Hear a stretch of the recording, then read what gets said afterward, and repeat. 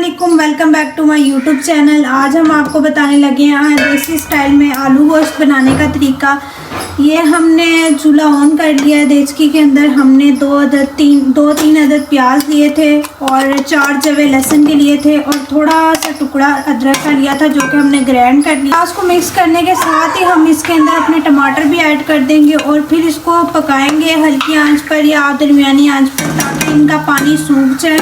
टमाटर और प्याज, हमारे टमाटर और प्याज में पानी इसका सूख चुका है और दोनों चीज़ें इसलिए हमने इकट्ठी डाल दी थी क्योंकि दोनों चीज़ों में पानी छोड़ देते हैं। प्याज भी हमारा पानी छोड़ देता है और टमाटर भी, इसलिए हमने थोड़ी देर इसको पकाया है ताकि इसका पानी सूख जाए। अब हम इसके अंदर ऑयल ऐड कर देंगे।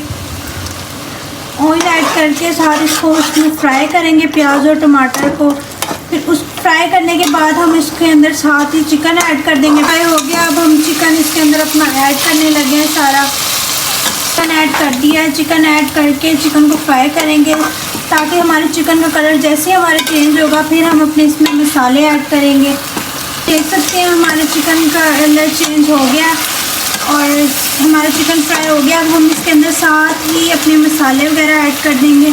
सबसे पहले हमने ज़ीरा लिया, वो ऐड कर दिया। उसके बाद हमने 1/2 टीस्पून नमक शामिल किया और हमने 1 टेबल स्पून अपना लाल मिर्च ऐड किया और उसके बाद हमने सूखा धनिया ऐड किया, वो भी 1 टेबल स्पून लिया हमने और 1/2 टेबल स्पून हमने अपनी हल्दी ली है, वो ऐड कर देंगे और हमने 1/2 टेबल स्पून ही गरम मसाला ऐड कर दिया इसमें और टीस्पून अपनी हमने मिर्चें ले लिया।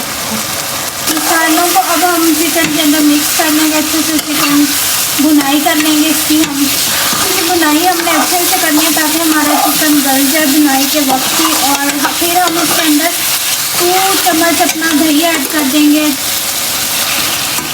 दही हमने ऐड कर दिया। फिर इसको अच्छे से हम भुनाई करेंगे इसको अच्छे से मिक्स करने के बाद हम साथ ही अपने इसमें आलू ऐड कर देंगे। हमने 2-3 आलू ऐड कर दिए इसके अंदर और फिर इसको आलूओं के साथ चिकन और आलू को मिक्स कर अच्छे से, इतनी अच्छी हमारे ये आलू गोश्त में इतनी अच्छी हमारी भुनाई होगी उतना अच्छा हमारा सालन का टेस्ट होगा और ये बहुत मज़ेदार बनती है। इसको आपको हमने बिल्कुल देसी तरीके से बताई है, कोई इसमें बाज़ारी मसाला ऐड नहीं है, घर के मसाले सारे ऐड किए हैं।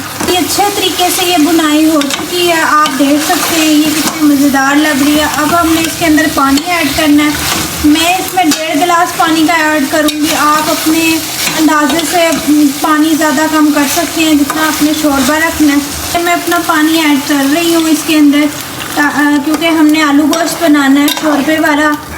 1.5 गिलास हमने इसमें पानी ऐड किया। पानी ऐड करने के हमने डाल दिया। अब इसे 10 या 15 मिनट के लिए ढक के रख देंगे ताकि मेरे चिकन और आलू अच्छे से गल जाए। और से 15 मिनट गुजर गए थे। अब हम अपना ढक्कन उठाते हैं। हमारा आलू गोश्त बिल्कुल रेडी है, ये आप देख सकते हैं। अब आपको सर्व करके इसकी लुक दिखाते हैं।